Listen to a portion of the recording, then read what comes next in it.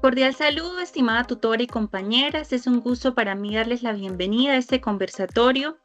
Es un espacio para compartir nuestras reflexiones a partir de una pregunta muy interesante que nos plantea la etapa número 4 del curso de Psicología Política.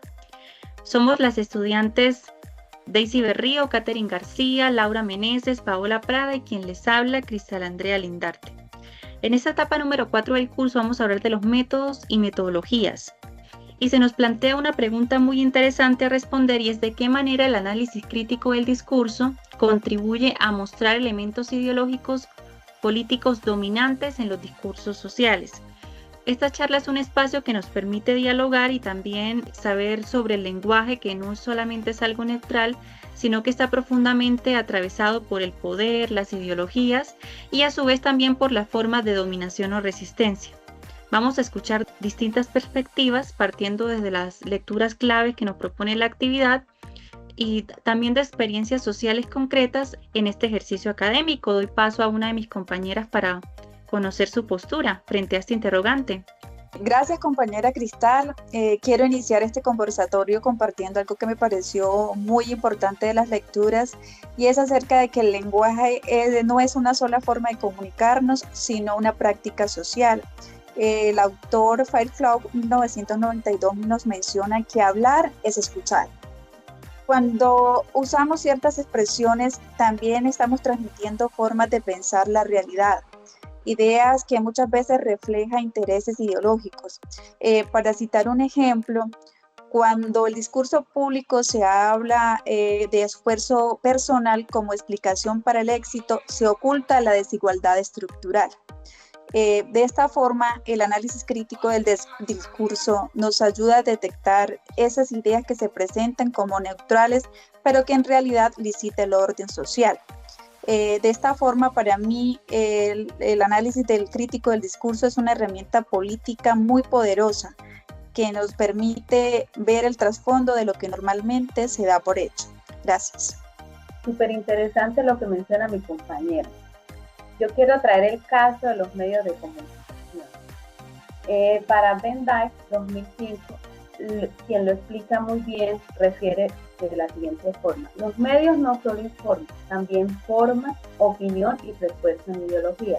Por ejemplo, cuando hablamos de ola de inmigrantes o que vienen a quitar empleos, no es solo un modo de hablar, es una forma de idealizar o construir o transmitir al emigrante como amenaza, trayendo efectos sociales reales.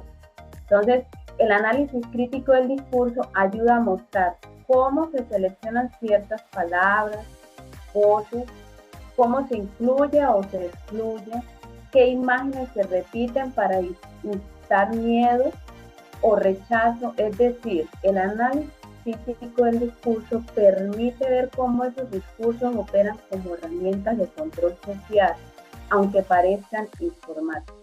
Muchas gracias.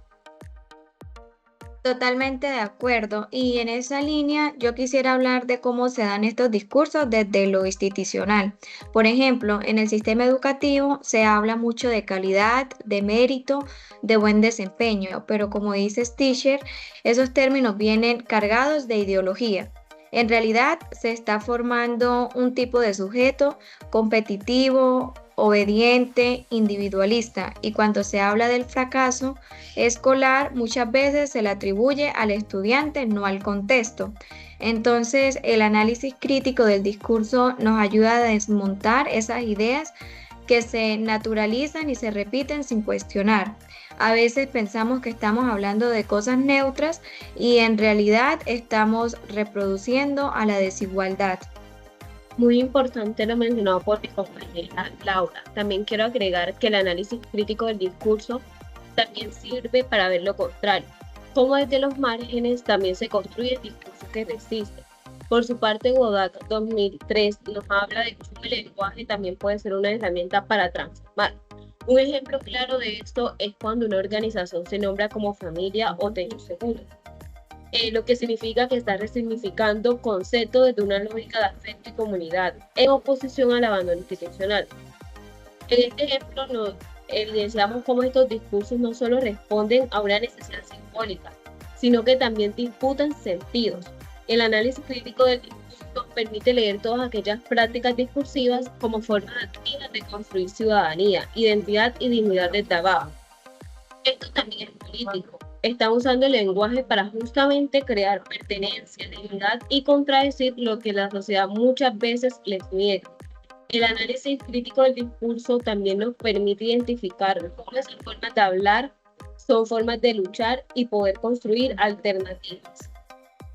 Muchísimas gracias a todas por sus ponencias. La verdad que es muy interesante poder conversar acerca del análisis crítico del discurso, muy interesante cada una de sus reflexiones.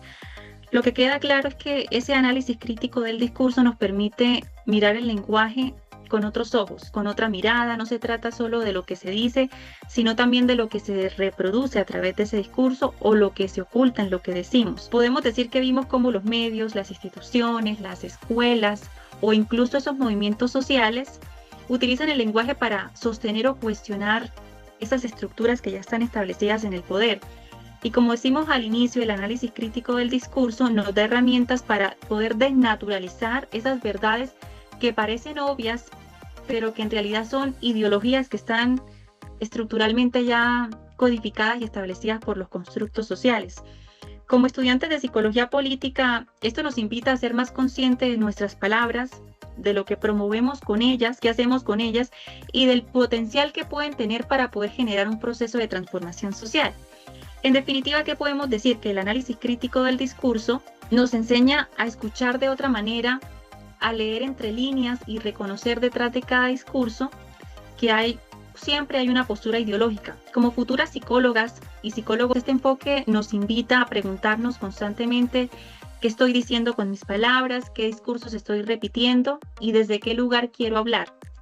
Le agradezco a todas por permitirse participar en este conversatorio. Esperemos que haya sido una oportunidad precisamente para poder reflexionar y seguir observando el poder que tienen las palabras en la construcción de lo social. Muchísimas gracias. Hasta luego.